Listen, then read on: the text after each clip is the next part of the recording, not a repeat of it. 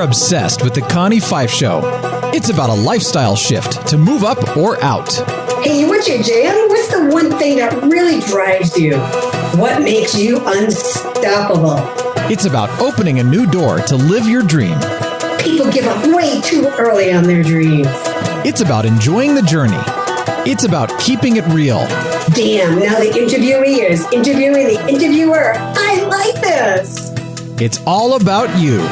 I knew there was something else I wanted to do. Stop taking shit so seriously. Y'all can do this. Take an outrageous look at life and laugh. This is the Connie Pheiff Show. We love your voice. We love your jam. You need to be on radio. And now your host, Connie Pheiff.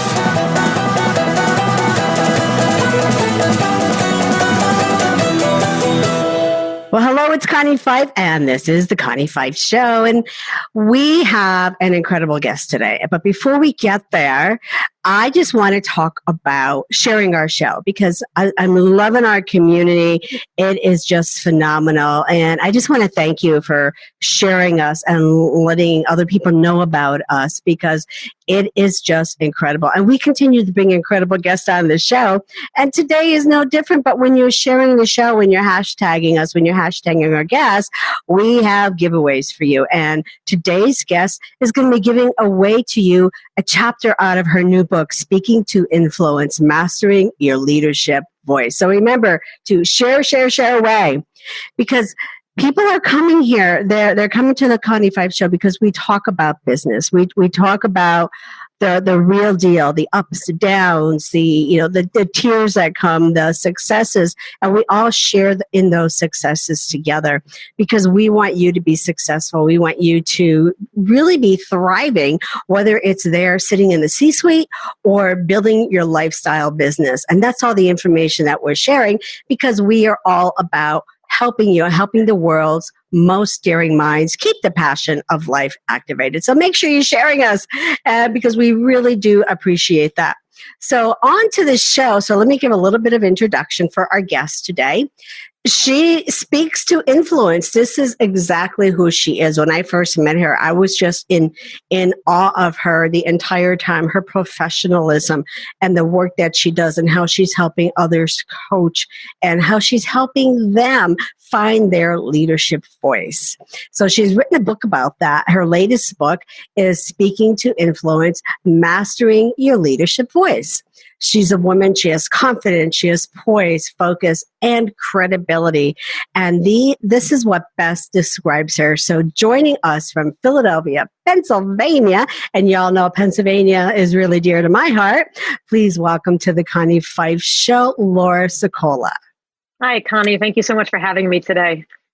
So when I seen your new book, and I know it was going back and forth and you were playing with some different covers, but everything that you do is about influence, speaking to influence. So, I mean, you've done work on the TEDx stage yourself, but you also help other individuals find their voice on the TEDx stage. And you also work with individuals, again, in corporate, but you really take them to that place of helping them understand when they don't get a response, when they don't have respect, or they're getting those results that they want. It's really that blind spot that they have themselves. So share more about that. Sure. Everybody's had those moments where you feel like, in my head, my idea is so crystal clear, everybody should just get it. And they should say yes, and then they should just do what needs to be done to make it happen. Right. But that's not what happens often. We get pushback, or we get ignored, or we get sort of the runaround, or we ultimately, the movie in our minds is not the movie that plays out in reality. Right. And a big piece of that, why people respond to us in a way that maybe isn't optimal, is because we have this blind spot. And the blind spot is the gap between how you want to come across, how you come across, and how you actually come across when you speak. And if you don't believe that you've got a blind spot, let me ask you this. Have you ever had the moment where maybe you took a video or somebody else took a video on your smartphone, right, and 10 seconds later, you watched it and you thought, wow, that sounded so much better in my head.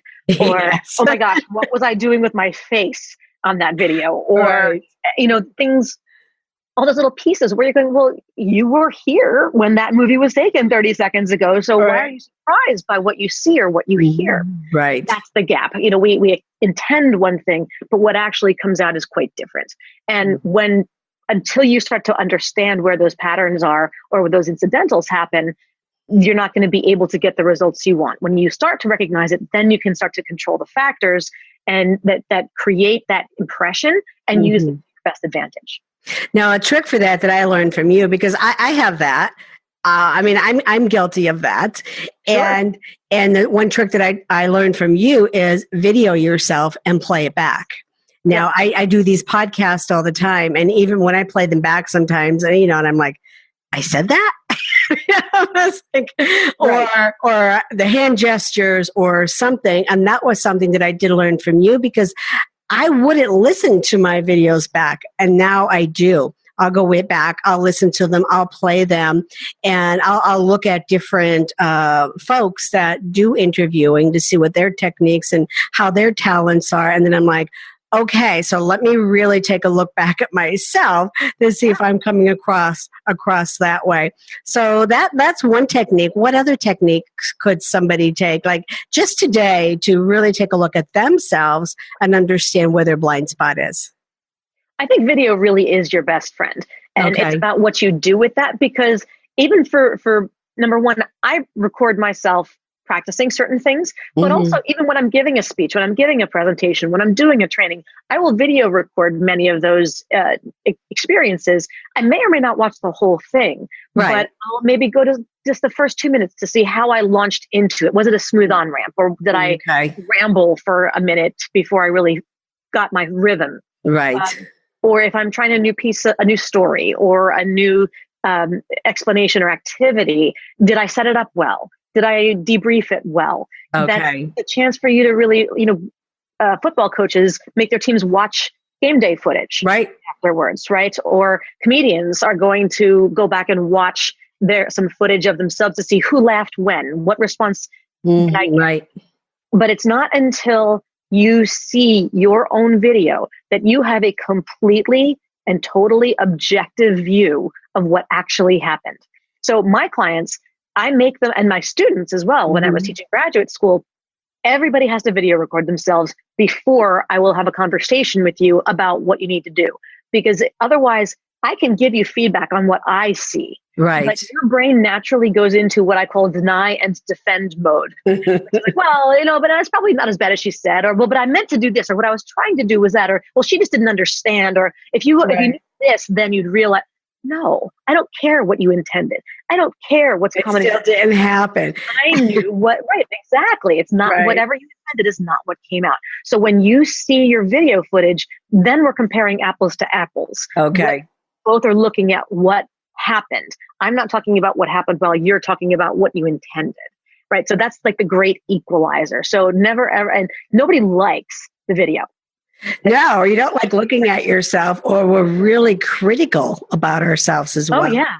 Which is healthy, unhealthy. Sure. Well, it's always very awkward to watch yourself on video. But the fact is, you get used to it over time. And it's really important because the video just shows you what everybody else sees. Do you really want to be in denial all that time and allow yourself to keep doing something that maybe isn't helping you?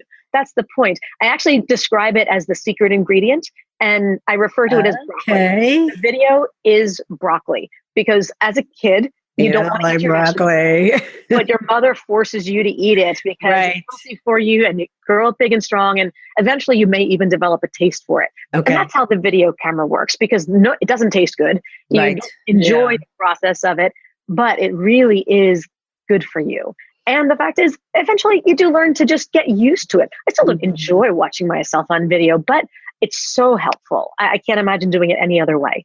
The one thing that I do, and you may correct me, the one thing I do when I'm looking at the video, I'm looking at it as a third person. Yeah. So it's like I'm not looking at myself, I'm looking at it as a third person, and I could be more, I don't want to use the word critical, but I could be more open and looking at saying, oh, okay, well, she should do this. Right, more objective with it. And I actually have a client that I work with. He's an actor, and he's like, I never go back and look at the retakes of the shows. He said, I wait until they're done. And I said, well, wouldn't it make sense if you looked at it before the show was completed so you can make those changes or adjustments along the way? And that was a couple of years ago. And he's like, yeah, I have to look at those videos now. But that was a suggestion I had given. I said, well, look at it more objectively. Look at it as a third person. And that's how I started doing it for myself. Because although I gave him that advice, I wasn't doing it for myself. It is much easier to give advice than to take it. I will admit that wholeheartedly. So we started doing that. Suggestion. Yeah. So then you also have the 4-word secret to confident public speaking. Like, so what is a 4-word secret? Well, most people suffer from that fear of public speaking. Right. There are those who really love doing it, but most would rather get a root canal than on stage in front of a large number of people. And for a lot of people, it's even an aversion to having to speak in front of a small group. Could be 6 to 10 people at a meeting in the conference room or something like that. And they just want to throw up, run away, quit, or all of the above. Right. So what I usually counsel people when it comes to overcoming that obstacle, that first roadblock and the head trash, is that it starts with a mindset shift. And that's a 4-word mantra. I want you to write it on your computer screen, write it on your bathroom mirror. I'm writing it. Screen or whatever it is, put it on a Post-it note and wherever, with whatever you bring around. But the 4-word secret to confident public speaking is it's not about you. We all go in there and we go down this spiral of death of what if scenarios. What if I forget? What if I make a mistake? What if this happens? What if the tech doesn't work? What if they don't like me? What if they ask a question I can't answer? What if? Right. And it's, you're done as soon as you start down that path. But the fact is, when you walk into a meeting where you're not presenting, somebody else is, or you walk into a conference session and there's a speaker up in the front, you're not sitting there like some stereotypical high school English teacher with the red pen poised, waiting to ding you on every little infraction along the way. Your interest when you go in as a listener, as an audience member, is completely self-interested. Consciously or subconsciously, what the audience is thinking is, I hope I get something out of this. Right. I hope this is relevant to me. I want to ideally enjoy myself or at least find it valuable. So it's all about make it worth my time. Make me glad that I'm here. So they are really cheering you on, because if you flub, if you make mistakes, if you get nervous and crumble under pressure, that doesn't make me feel better in the audience. That makes me feel sorry for you. That makes me feel uncomfortable. That makes me definitely not feel like this was a good use of my time. Right. I just want you to make my life better.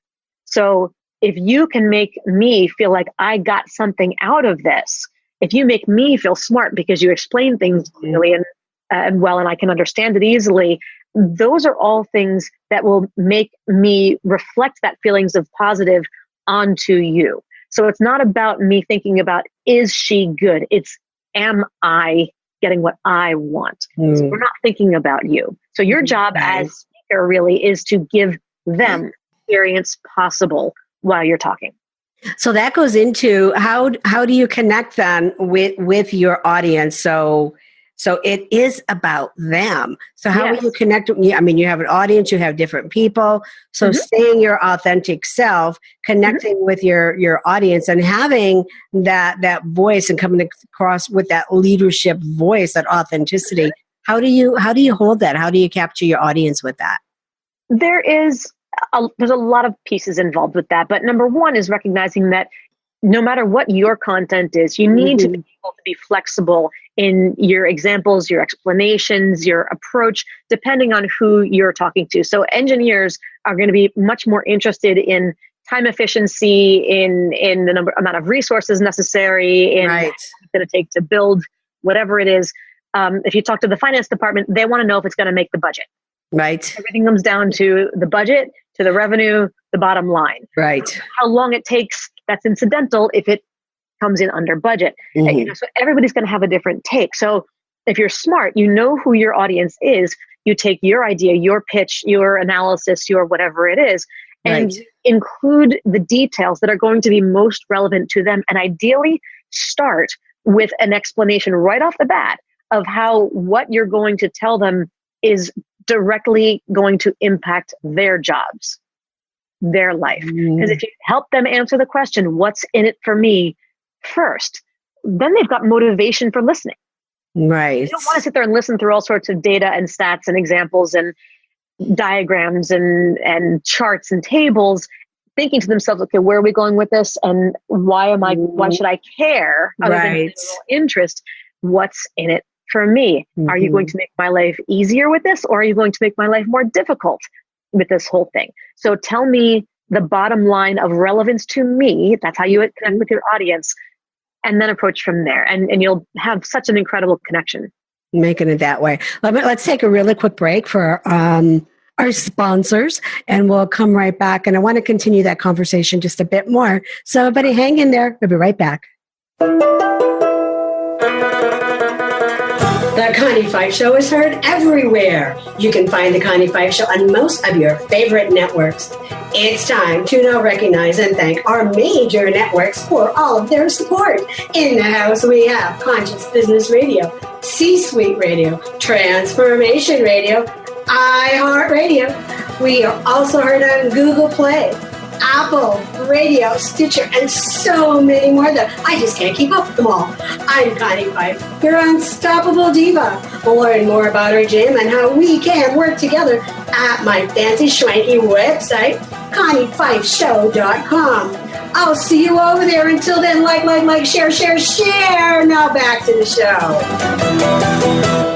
Okay, and we're back, and you're listening to The Connie Pheiff Show. Our unstoppable guest today is Laura Secola. She's a global conference speaker, a TEDx speaker, a trainer, and just a voracious writer. Her latest book, Speaking to Influence, Mastering Your Leadership Voice. So, Laura, I want to go back to that question we were just talking about, but before we go there, let our listeners know where they can grab a copy of your book. Thank you. Go right to the title. HTTPS // all that fun stuff. Right. Speakingtoinfluence.com. Speakingtoinfluence.com. Very, very, very easy to do. So I want to just jump back to, again, you have a different set of people, different audience, multiple size audience. And like you said, if you know your audience, if they're analytical, you do the analytics. It's more of a content speaker. And I just want to dive into this just a little bit deeper, because a lot of our listeners, they're either probably 60% are still in corporate, and the others have a foot out the door, or they're already building their lifestyle business. Sure. And a lot of them have stepped into that place of being a speaker, sharing their message. And, and they want to know what is the best way. And the biggest question that I do get, what happens when you have an audience, all diverse, a very diverse audience. And the one thing I have worked with them on is helping the personalities of your audience. Of course, that is one way to go. But how do you really dive in with somebody and help them understand how to connect with their audience when they are very diverse? They're just not one group of individuals. Typically, if you're going to speak in front of two audiences, one where everybody has a common reason for being there, it's a company that you're speaking to. It's a conference all about, finance, healthcare, horticulture, you name it. So there is a common interest that binds them. And the only other reason it would be where there would be no common thread in theory among them is because they're coming to your event, which means their common thread is that they like what you do. They like what your topic is. So at that point, you don't have to worry quite as much. Okay. If you happen to know, something about this group, you're talking to a group of millennials or, fill in the blank. Right.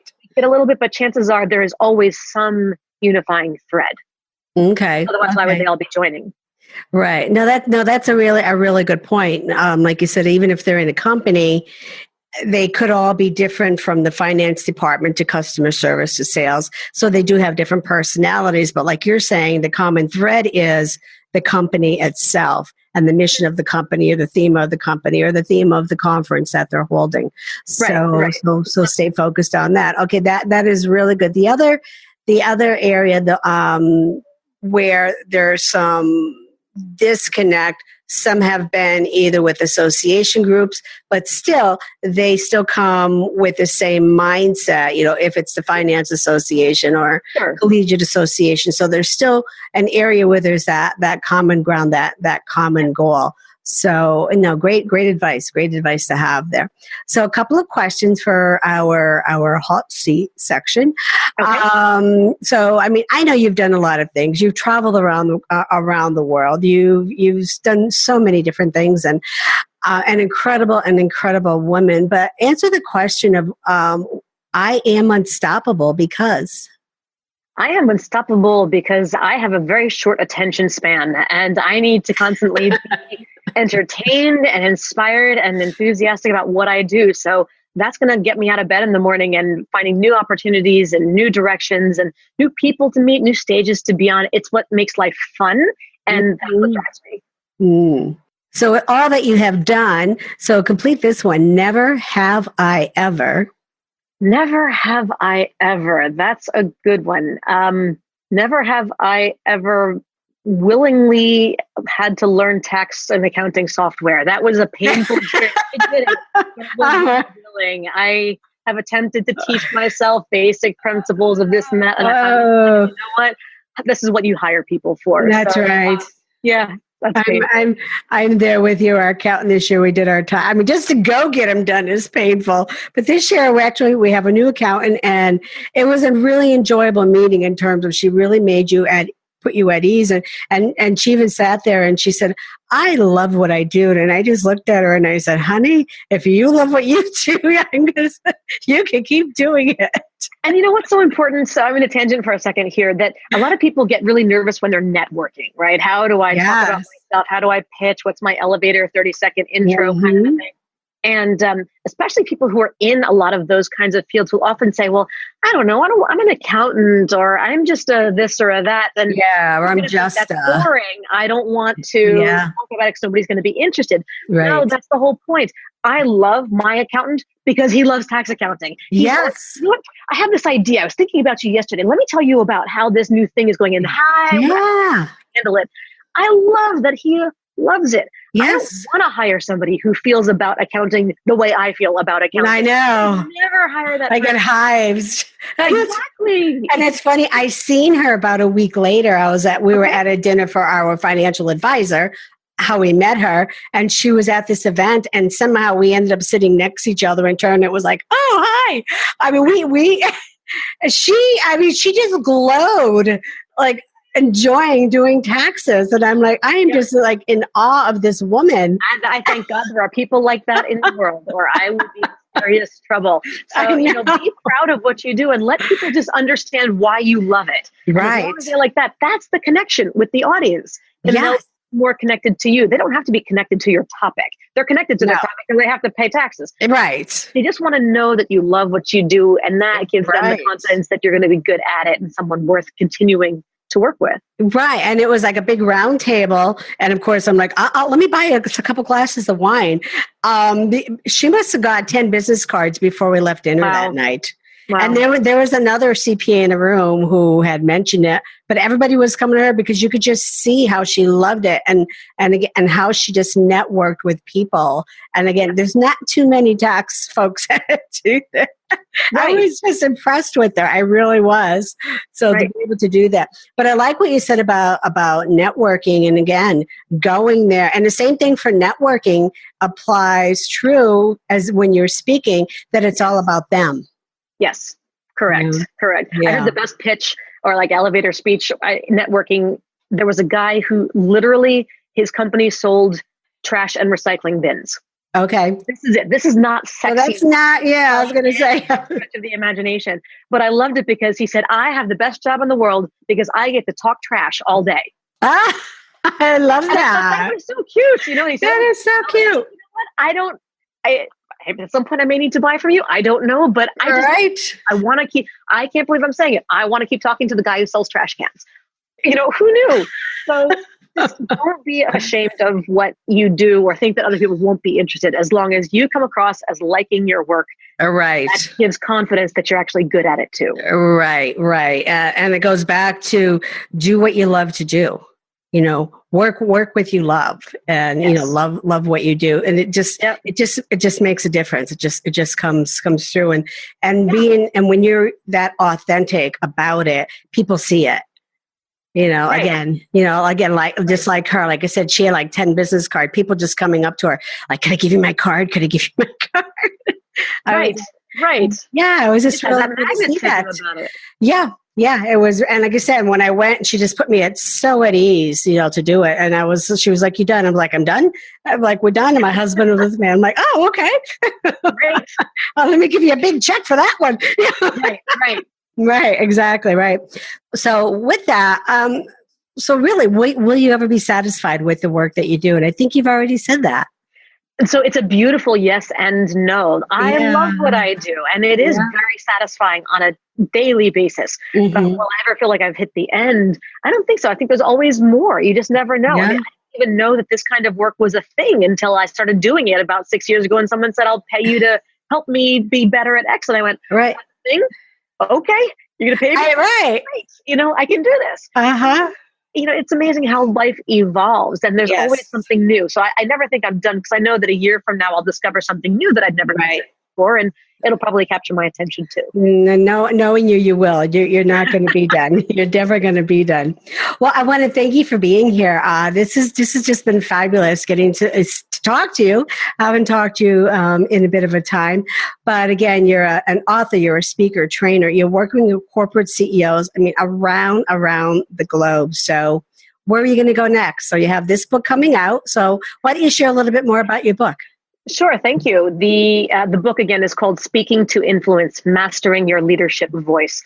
And the idea is to take all these principles that we talk about, the gap and the blind spot, and recognizing what you're doing with your words, with your voice, with your body language, with all these pieces that are, for better or for worse, creating the image that you project, and how to learn to do it deliberately to project the image that you want and get the results that you want from people.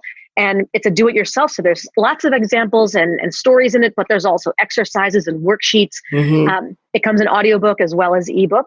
And leading into May, actually on May 11th in Philadelphia, for anybody who can get here, I'll be doing a special one-day hands-on, sleeves rolled up workshop to let me help you put all that into practice. And that's as a special thank you for people who have helped with the pre-launch and have bought one of the bonus packages associated with the book. So if you go to speakingtoinfluence.com and look at the bonus packages, you'll see how to get access to that training for free. And what's the date of it again? You said May? The event is May 11th. May 11th. So the nice thing is you don't have to take a day off from work. You just got to get to Philadelphia. The city of love. Yes. And you can always email me for more information at laura@speakingtoinfluence.com, and I'll give you more information. And one thing that's not on that particular website is a special corporate package if you wanted to send a team for free also to that event. To those, laura@speakingtoinfluence.com, and I can send you more information about the event as well as the book. Absolutely. You want to get over there. You want to grab a copy of that book, speakingtoinfluence.com. And again, if you're in Philadelphia around May 11th, you can go yourself or head over to the website and check out some of the team packages. And again, the programs that Lori does are just incredible. And you really do want to take advantage of it. Like I said, I was in a program with her, and she talked about doing the videos and watching yourselves and your behaviors and your hand gestures. And it was really an eye opener for me to go back and do that. And even how you carry your voice. Because I remember that, Laura, because I tend to say, "Hi, I'm Connie Pheiff." And you're like, and it's like, "No, I'm Connie Pheiff." You're so funny. Connie Pheiff. Connie Pheiff is our hostess with the mostest. And we want to make sure you tune in to the Connie Pheiff Show. That's terrific. Oh, thank you. So thanks for being here. Congratulations on all the work that you're doing on your book, on your book launch, on your programs. And of course, when I'm in Philly again, I'll make sure that I'll check you out. And my son and sister were just there this past weekend for the race. Oh, good. Yeah, How'd they do? They did both did good. They had, it was the marshmallow chocolate race or something that they had. Was it the 5K, 10K, or was it a half marathon? It was a half. It was a half. It was a good half. Good for them. So they're only half crazy, as the saying goes. Yeah, half crazy. Well, my son is like a professional marathon, so he's all over. But my sister's been, she's just been doing incredible with that. She's going to be doing a marathon next, so good for her. Yeah, good for her. Good for her. From afar. All right, I'll let her know. Well, that's all we have for today. I'm Connie Pheiff, a recovering executive myself, but I'm here working with the world's most greatest minds and moving ideas forward so we can keep that passion of life activated. And if you want to jump on board and become one of our advertisers, just head over to theconniefeifshow.com for details. And really quick, a word from one of our advertisers, which is the ladies, better known as Jade and Winona, the And We Thought Ladies. They are the publishers of the 25 hottest authors, artists, and advocates. You want to get yourself a copy today by simply heading over to andwethought.com. And inside the centerfold section, you'll find moi in there as well. They did a piece on me in this article. So make sure you grab yourself a copy. Sure. And also check out our Talent Concierge. We have the best branding and publicist team around. And if you have a successful career, finding yourself really at that crossroads to looking to scale your business, move up in corporate, or step out and become a lifestyle entrepreneur, give us a call and we'll give you a free consultation and learn if you qualify to be represented by our talent agency. You can also visit talentconcierge.co for details, because we are unstoppable together. And I'm going to leave you with this simple yet powerful thought. Become the one people come to with questions. I had to read that a couple times. Become the one, become that person where people come to with questions. And that's exactly what people do when they think about Laura Sokola. They go to her with those questions because she's there helping you. You're listening to The Connie Pheiff Show. And again, if you like what you hear, make sure that you're sharing us. Share away. Until next time, activate your power and keep the passion of life activated.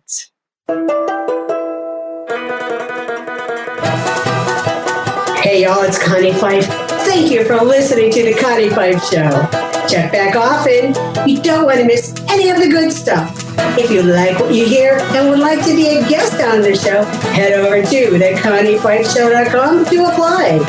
While you're there, check out our amazing advertising opportunities that will put you right in front of your perfect client. I will see you over there. Do yourself a favor this week. Activate your power and be unstoppable together.